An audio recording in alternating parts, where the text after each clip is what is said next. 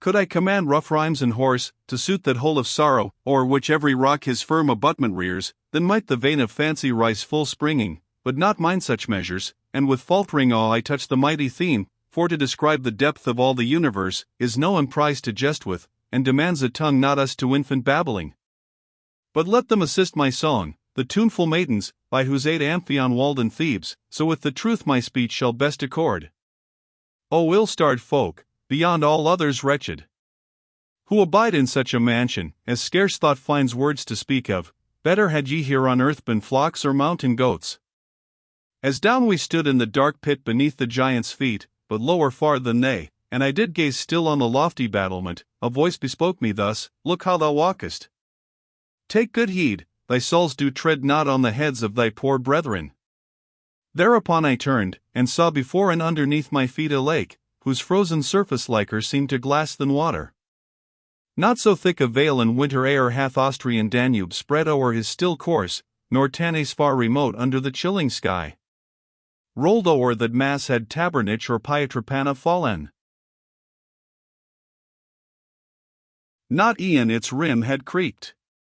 As peeps the frog croaking above the wave, what time in dreams the village gleaner oft pursues her toil, so, to where modest shame appears, thus low blue pinched and shrinned in ice the spirits stood, moving their teeth in shrill note like the stork. His face each downward held, their mouth the cold, their eyes expressed the dolour of their heart. A space I looked around, then at my feet saw two so strictly joined, that of their head the very hairs were mingled. Tell me ye, whose bosoms thus together press, said I, who are ye? At that sound their necks they bent, and when their looks were lifted up to me, straightway their eyes, before all moist within, distilled upon their lips, and the frost bound the tears betwixt those orbs and held them there. Plank unto plank hath never cramp clossed up so stoutly. Whence like two enraged goats they clashed together, them such fury seized. And one, from whom the cold both ears had reft, exclaimed, still looking downward, Why on us dost speculate so long? If thou wouldst know who are these two, the valley, whence his wave by Senzio slopes, did for its master own their sire Alberto, and next him themselves.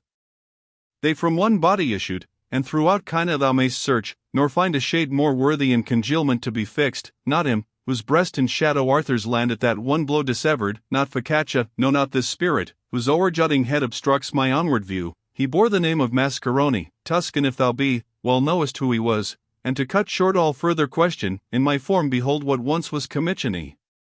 I await Carlino here my kinsman, whose deep guilt shall wash out mine. 1,000 visages then marked I, which the keen and eager cold had shapt into a doggish grin, whence creeps a shivering horror o'er me, at the thought of those frore shallows. While we journeyed on toward the middle, at whose point unites all heavy substance, and I trembling went through that eternal chillness, I know not if will it were or destiny, or chance, but, passing midst the heads, my foot did strike with violent blow against the face of one. Wherefore dost bruise me, weeping, he exclaimed, unless thy errand be some fresh revenge for Monteperto, wherefore troublest me? I thus, instructor, now await me here, that I through him may rid me of my doubt. Thenceforth what haste thou wilt.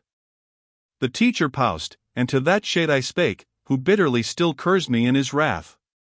What art thou, speak, that railest thus on others? He replied, Now who art thou, that smiting others' cheeks through Antenora roamest, with such force as were past sufferance, wert thou living still?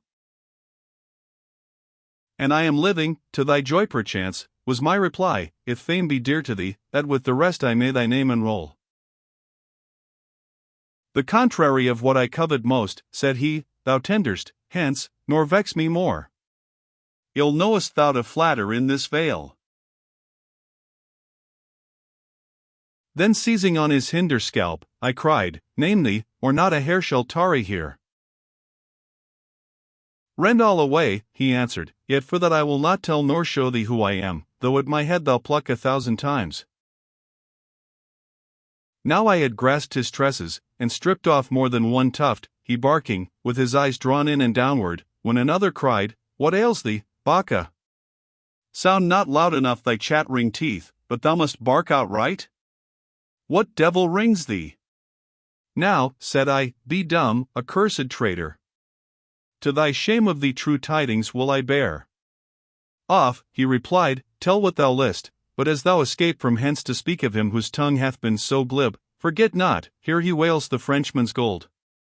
Him of Dora, thou canst say, I marked, where the starved sinners pine.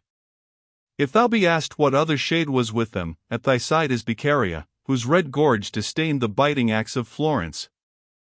Farther on, if I misdeem not, Soldinieri bides, with Ganelon and Tribaldello, him who opt Faenza when the people slept. We now had left him, passing on our way, when I beheld two spirits by the ice pent in one hollow, that the head of one was cowl unto the other, and his bread is raven up through hunger, th uppermost did so apply his fangs to th other's brain, where the spine joins it. Not more furiously on Menalippus' temples Titius gnawed, than on that skull and on its garbage he.